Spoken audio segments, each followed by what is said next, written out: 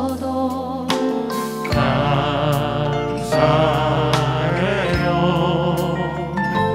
비록 주님 뜻이 내 뜻과 달라도 감사해요.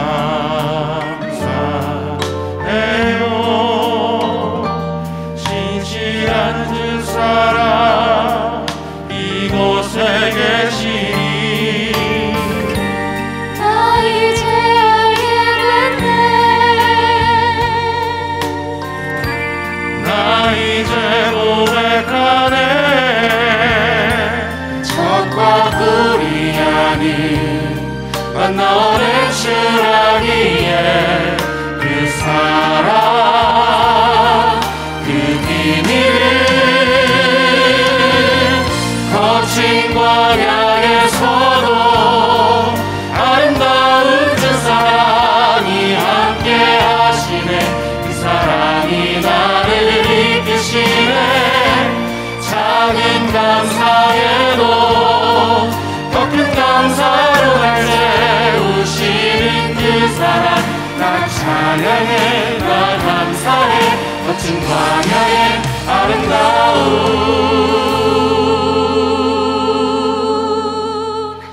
사랑을.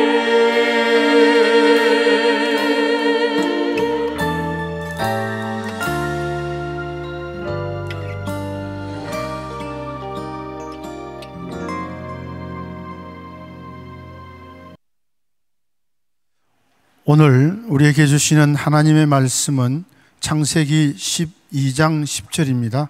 창세기 12장 10절입니다.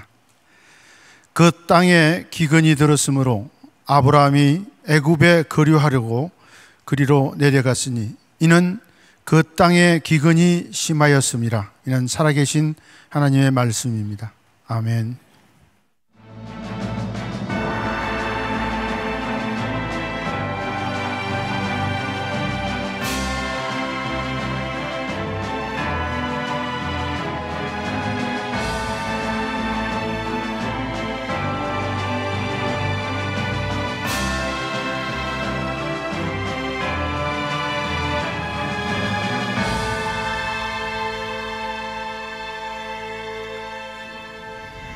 주님의 이름으로 사랑하고 축복합니다. 아직도 많은 분들이 이 현장 예배보다는 모니터 앞에서 예배를 드리고 있는데 우리 다 같이 한번 인사를 좀 나누었으면 좋겠습니다. 우리 감사합시다. 인사하는데 제가 늘 말씀드리죠. 이렇게 건성건성하지 마시고 정말 진심으로 우리 감사합시다. 그렇게 한번 인사합시다. 시작. 감사합시다. 네, 감사합니다. 자, 이제 오늘부터 새로운 말씀 시리즈로 들어갑니다. 지난주까지 우리의 인생을 믿음으로 항해하라 시리즈가 끝났고 오늘은 광야에서 함께 우리들이 이제 믿음으로 항해하는 시간을 가지려고 해요. 제가 이렇게 설교를 준비하면서 저도 수십 년 이렇게 말씀을 전하면서 우리의 인생을 참 잘 비유적으로 설명해 주는 게 두 개가 있다는 생각이 들어요. 하나는 항해하는 것 같은 인생. 이게 진짜 우리 인생이구나. 또 하나의 비유를 든다면 우리의 인생이 꼭 광야를 지나는 것 같구나. 그래서 오늘부터 8개의 광야를 우리들이 지나게 됩니다. 어떤 광야는 진짜 지명의 광야일 수도 있고 어떤 광야는 우리 믿음의 사람들이 지나갔던 그런 광야 8개를 지나가게 됩니다. 아마 어떤 광야든지 여러분들의 인생에 그 어떤 광야가 될 것이고 그것을 우리들이 어떻게 믿음으로 지나가는가 그런 도움이 될 것 같습니다. 몇 년 전부터는 저희 교인들과 함께 이제 성지순례를 할 때 꼭 지나가는 코스가 있습니다. 광야 코스죠. 그곳이 와디럼이라고 하는 지금은 이제 관광 코스로 개발이 되었는데요. 아마 이스라엘 백성들이 그곳을 지나갔을 것이라고 이야기를 하죠. 이 와디럼 광야에 가면 광야가 힘들다는 생각보다 참 아름답다 그런 느낌이 들기도 합니다. 제가 갔을 때 몇 장 이렇게 사진을 찍었는데요. 광야에 저런 모습도 있고요. 또 석양이 질 때면 저기 무지하게 멋있습니다. 오른쪽에 있는 요런 광야를 밟고 지나가면 신발을 벗고 지나가면 어떻게 저렇게 모래가 고울 수 있을까라는 느낌도 들고요. 또 저런 모양도 있고 또 저런 모양도 있고 광야를 보면 참 아름답습니다. 그런데 굉장히 힘이 듭니다. 힘들지만 이 아름다운 광야의 여정을 지나가면서 우리 마음속에 새기고 이 광야에서 어떤 교훈을 얻을 수 있는가? 자, 오늘 말씀의 제목은 가나안에서 만나는 광야입니다. 조금 이렇게 생각을 좀 해보셔야 될 것 같아요. 가나안에서 만나는 광야. 성경을 읽으면서 아주 흥미로운 사실을 하나 발견하게 되는데, 아브라함이 하나님께 택함을 받고 명령을 따라 정착한 곳이 가나안 땅입니다. 그런데 이 가나안 하면 우리 머릿속에 처음으로 생각나는 그런 수식어가 있는데, 그게 뭐냐면 젖과 꿀이 흐르는 가나안 땅이죠. 그런데 아무리 봐도 아브라함이 인도함을 받았던 가나안 땅은 참 좋은 곳이기는 한데, 젖과 꿀이 흘러서 좋은 것이 아니라 그가 그곳에서 하나님의 은혜를 경험했기 때문에 좋은 곳이구나라는 생각을 하게 돼요. 우리가 조금 성경에 대한 지식을 안다면, 아브라함이 갈대아 우르를 떠나서 가나안에 들어왔을 때 사실은 하나님께서 아브라함을 먼저 부르신 것이 아니라 그의 아버지 데라를 통하여 그의 가족이 갈대아 우르를 떠나서 왔던 것을 보게 됩니다. 그런데 처음부터 가나안 땅에 들어오지 않습니다. 그들은 하란이라고 하는 곳에 머뭅니다. 이렇게 근동지방 이렇게 지도를 본다면 이렇게 비옥한 초생딸 지역을 이렇게 지나서 이렇게 가나안 땅으로, 이스라엘로 이렇게 내려오는데, 올라오기 전 여기에 하란이라고 하는 곳에 머무르게 되죠. 자, 창세기 11장 31절과 32절을 보겠습니다.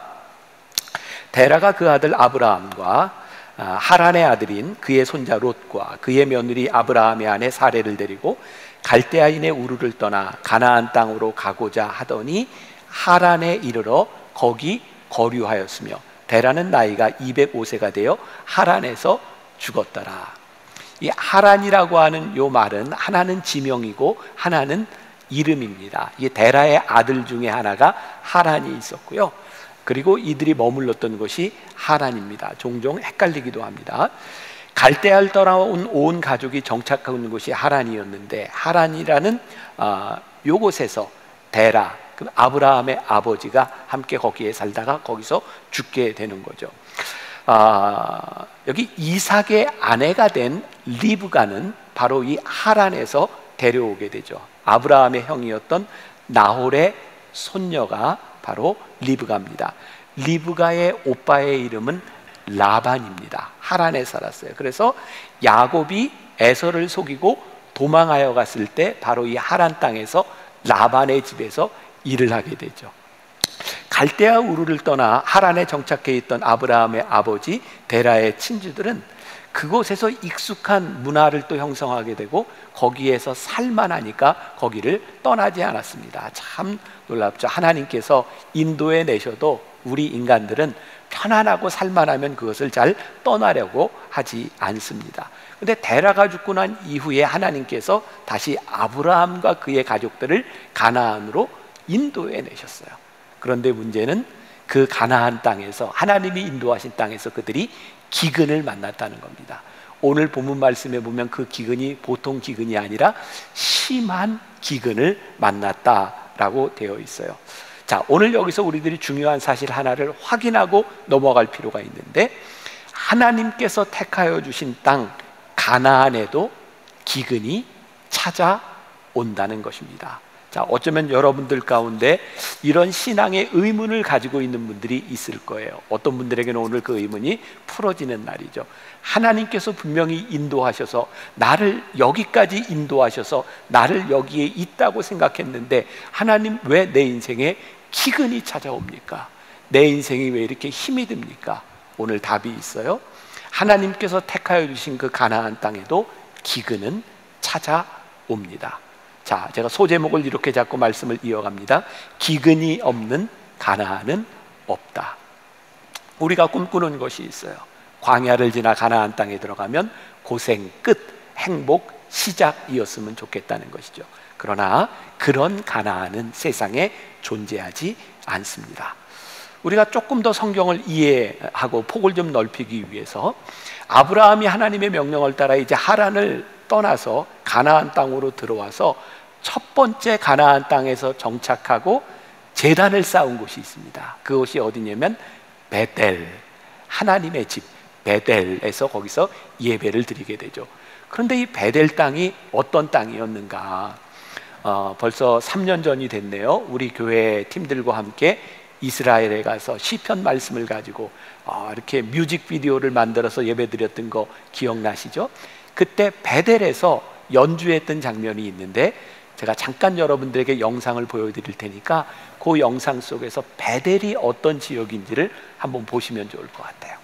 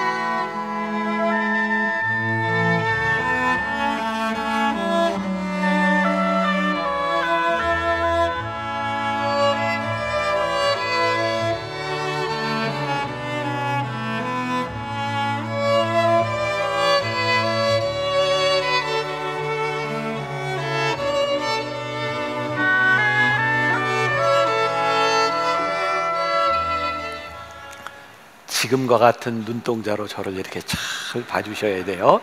아주 좋습니다. 자, 저기에 제가 여러분들에게 보여드리고 싶었던 땅이 저 베델이 굉장히 척박한 곳이라는 거예요. 지금도 저기는 팔레스타인 분쟁 지역이 돼서 아무나 들어갈 수 없는 곳인데요. 아브라함이 가나안 땅에 와서 첫 번째 제단을 쌓았던 저곳에는 돌이 굉장히 많은 지역입니다. 그리고 잘 여러분들에게 나타나지 않았을지 모르지만 이미 해발 800m 고지에 있는 땅이라 굉장히 춥습니다. 우리 팀들이 연주할 때도 얼굴과 손에 소름이 돋을 만큼 굉장히 추웠던 그런 지역입니다. 어떻게 생각하면 하나님께서 약속하여 보내신 그 땅보다 하란 땅이 훨씬 더 비옥한 땅이었던 것을 보게 됩니다. 만일 아브라함에게 있어도 축복이 비옥한 땅이었다면 이 하란이라는 곳에서 가나안으로 내려올 게 아니라 비옥한 초생딸 지역 서쪽으로 가는 것이 비옥한 땅을 만날 수 있는 곳이었습니다.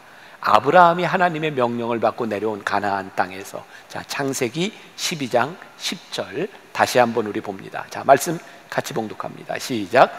그 땅에 기근이 들었으므로 아브라함이 애굽에 거류하라고 그리로 내려갔으니 이는 그 땅에 기근이 심하였음이라. 자, 기근도 보통 기근이 아니라 심한 기근을 만났다는 거예요. 자, 성경을 유심히 보면 하나님께서 아브라함에게 복을 주시겠다고 약속한 땅, 약속한 것은 분명하지만 그 땅이 비옥한 땅이라고 하는 근거는 없습니다. 단지 우리가 하나님께서 축복으로 주시는 그 땅을 비옥하다고 기름질이라고 생각하고 있을 뿐입니다. 어쩌면 하나님께서 아브라함에게 주시리라고 약속한 그 축복의 땅과 하나님이 아브라함이 받고 싶어하는 것과 하나님이 주시는 것 사이에 괴리, 여기에서 믿음의 여정이 시작되고 있다는 거예요. 자, 중요하게 오늘 우리들의 신앙의 적용점이 될 것 같아요. 우리가 하나님 앞에 축복을 받고 싶은 것과 하나님이 우리들에게 주시고자 하는 축복 사이의 괴리 속에서 우리 믿음의 여정이 시작되고 있다는 것이죠. 이런 괴리 속에서 아브라함, 아니 성경에 나타나는 인물들을 바라보면서 우리는 실망하게 될지도 몰라요. 어떻게 하나님께서 약속하신 그 땅이, 가나안 땅이 젖과 꿀이 흐르지 않습니까? 어떻게 그 땅에 기근이 들 수 있습니까? 자손을 번성하게 하시겠다고 하나님 약속하셨는데 어떻게 22년 동안이나 그들에게 자식이 없을 수 있겠습니까? 여러분, 성경을 보면 아브라함의 이야기, 축복의 이야기가요, 사실은 고난의 이야기예요. 심지어 하갈을 통해 얻었던 아들 이스마엘 때문에 이 가족의 갈등이 일어나는 비극도 경험하게 되지요.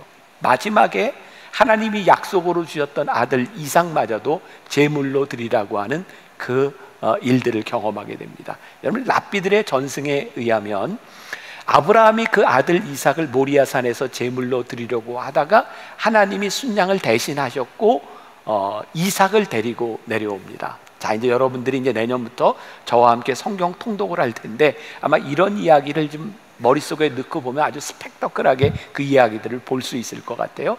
흥미롭죠.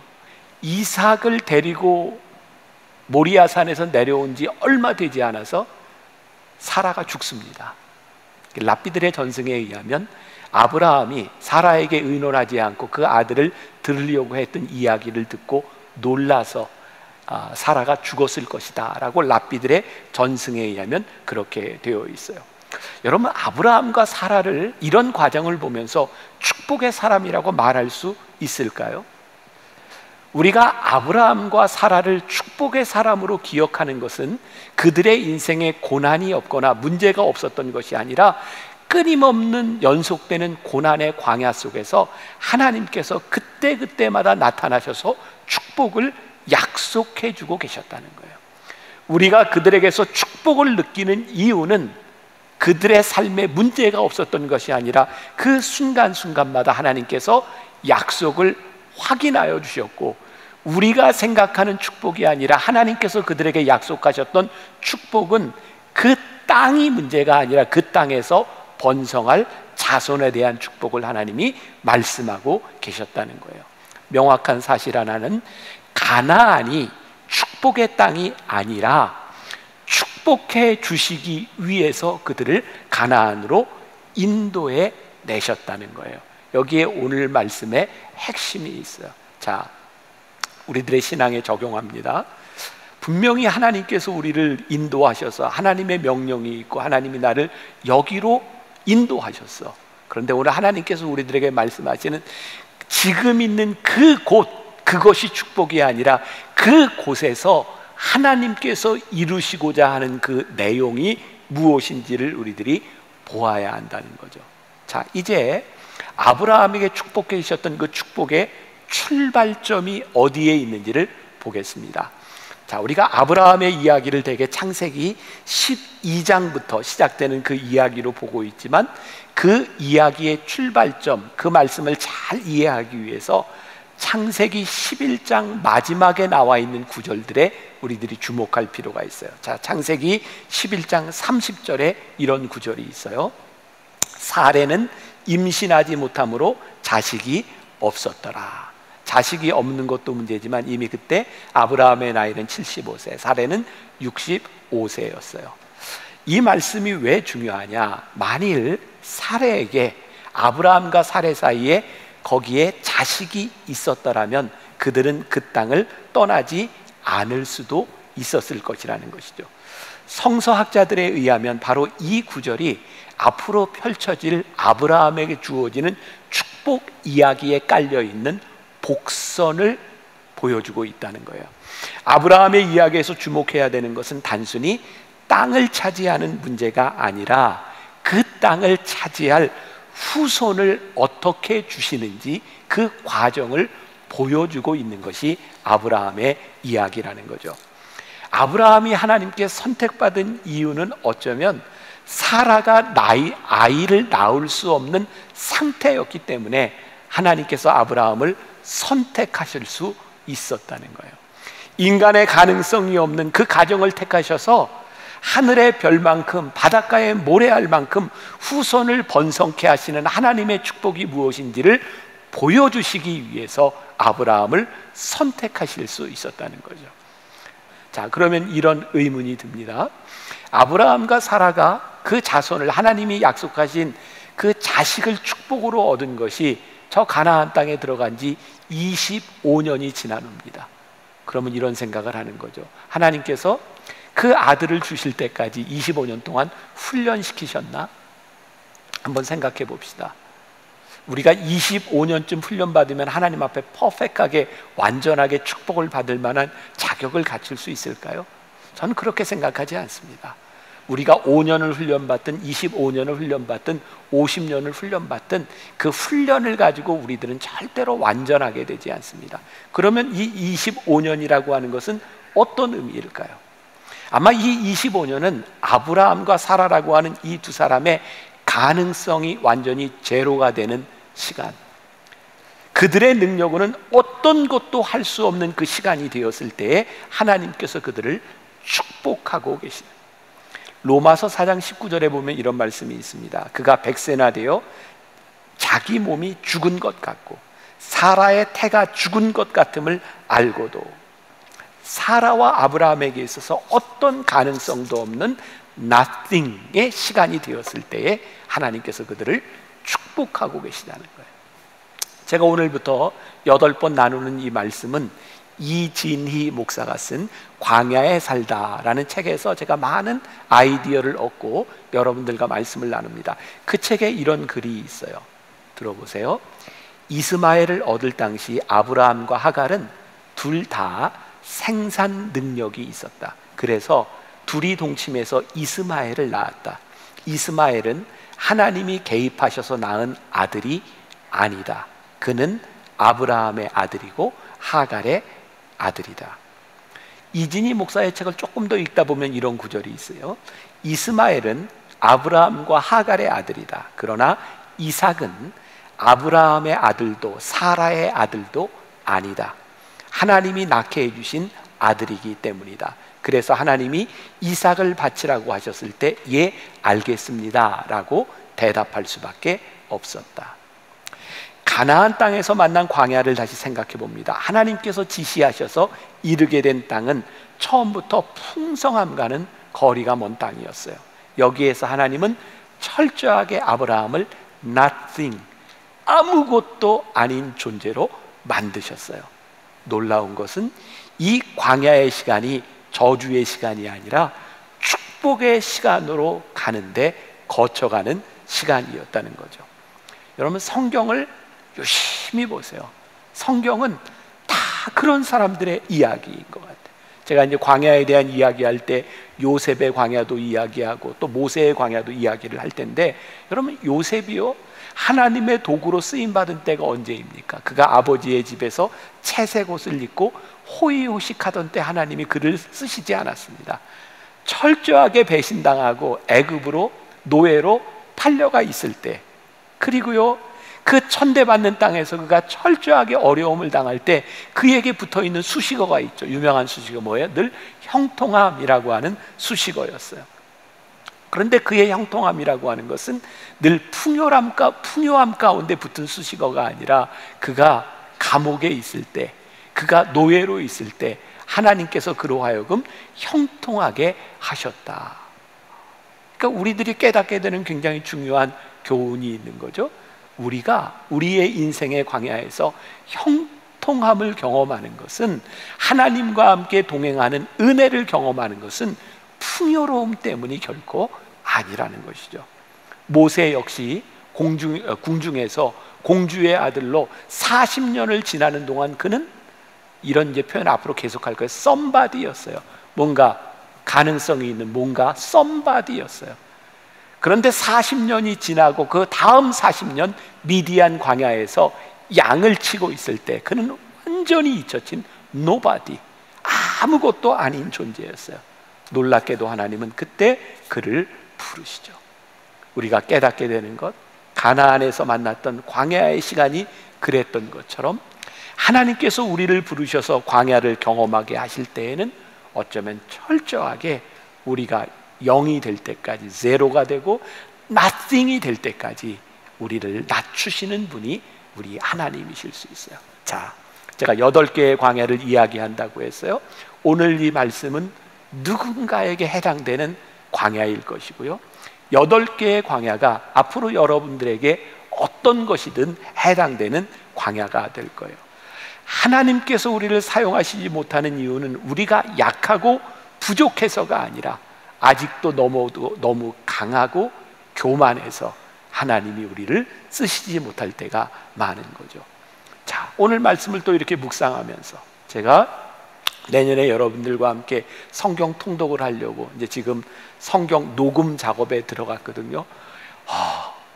이렇게 힘들지 몰랐어요. 제가 맨날 하는 게 해놓고 후회하는 거, 내가 왜 이걸 또 시작했을까, 정말 어려워요. 그런데요, 성경을 제가 가능하면 틀리지 않고 읽으려고 정신을 차리고 정독해서 읽다 보니까 제가 깨닫지 못했던 사실들을 여러 가지 깨닫게 되는 거예요. 그래서 저는 여러분들에게도 내년 한 해 통독하면서 그런 은혜가 임하기를 바라는데, 우리가 흔히 아브라함에 대해서 믿음의 조상이라고 이야기하는데 성경을 이렇게 쭉 읽다 보니까 진짜 아브라함이 믿음이 없었더라고요.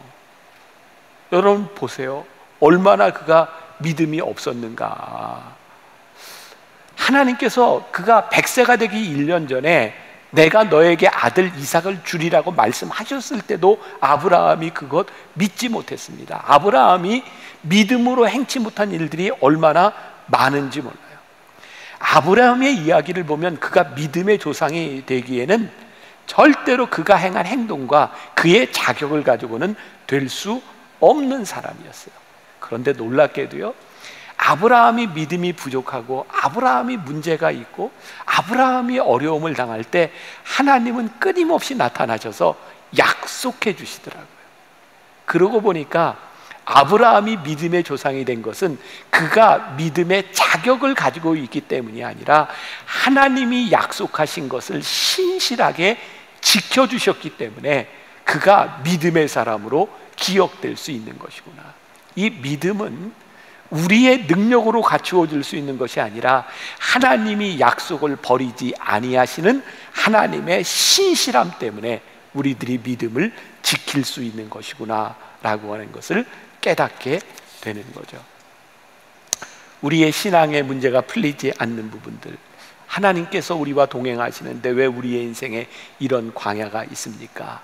그런데 아브라함을 보면서 느끼는 것이 그 광야의 척박함 가운데, 그가 원했던 것이 이루어지지 않는 것 같은 가운데 그는 하나님의 약속으로 인하여 소망과 기다림으로 가나안 땅의 기근에서부터 만났던 그의 광야를 지나가고 있다는 거예요.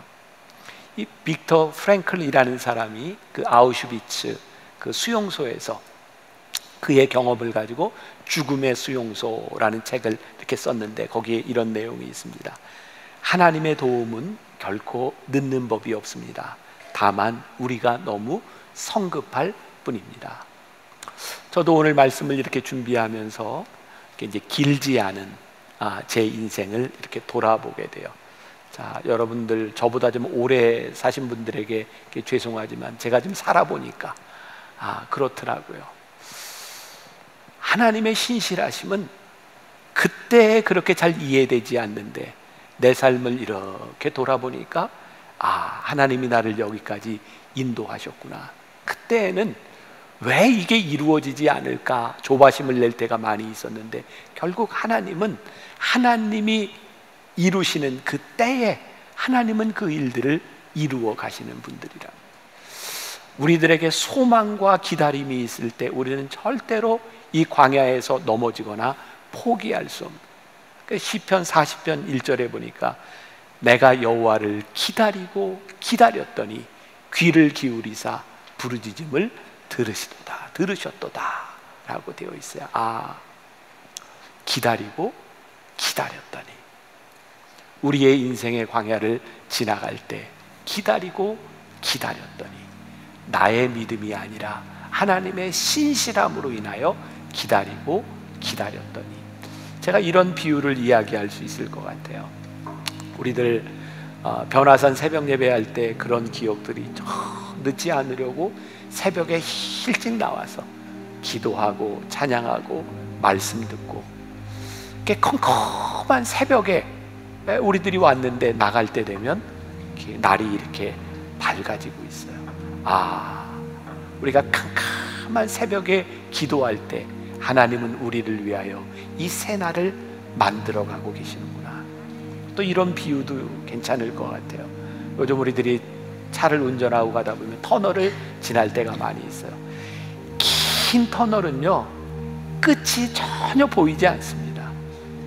근데 터널을 이렇게 운전하고 쫙 가다 보면 작은 구멍처럼 빛이 하나 보이는데, 계속 운전해 보면 그 큰 구멍 속으로 우리들이 이렇게 나가게 되는 것을 보죠. 우리가 깊은 터널을 지날 때 하나님께서는 저 앞에 환하게 입구에서 우리를 기다리시는 분입니다. 제가 좋아하는 말씀이 있어요. 시편 23편에 나와 있는, 우리가 사망의 음침한 골짜기를 다닐지라도, 이 다닐지라도가 사망의 음침한 골짜기를 헤매고 다니는 게 아니에요. 영어 성경에 보니까 go through라고 되어 있어요. 우리가 사망의 음침한 골짜기를 지나갈 때, 오늘 여러분들 가운데 하나님께서 인도하여 주신 약속 가운데 우리들이 기근을 만났다면, 우리들이 광야에 있다면 하나님의 약속을 의지하고, 우리들이 원하는 것과 하나님이 주시는 것 사이의 이 믿음의 괴리 가운데서 우리들이 광야를 지나가며 하나님이 주시는 축복을 우리들이 고백하고, 이 광야를 우리가 지나왔구나, 이렇게 감사의 고백을 할 수 있는 여러분들이 되시기를 주님의 이름으로 간절히 축원합니다. 이 광야에서 우리 참 좋은 가사의 찬양이 있습니다. 한번 듣고 같이 찬양을 하면 좋겠습니다.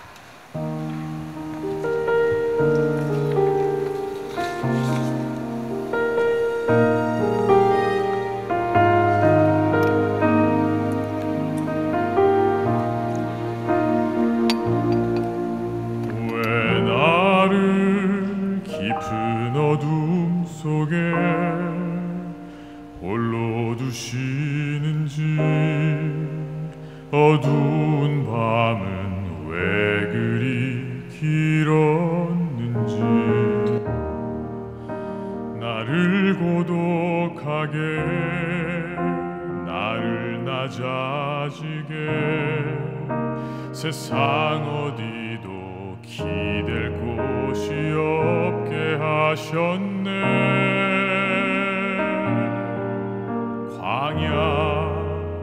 광야에 서 있네.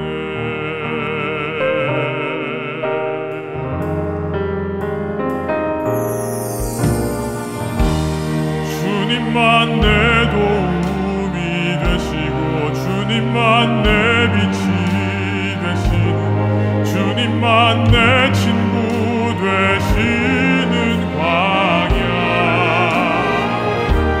주님 손 놓고는 단 하루도 살 수 없는 곳,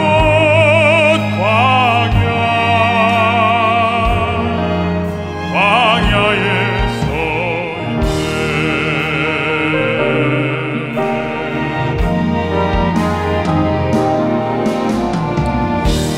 주님만 내 도움이 되시고, 주님만 내 빛이 되시고, 주님만 내 친구 되시는 광야. 주님 손 놓고는 단 하루도 살 수 없는 곳,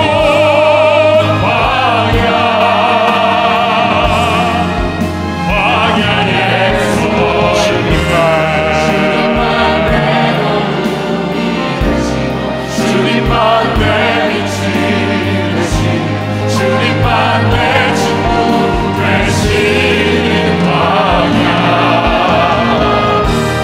주님 손 놓고는 단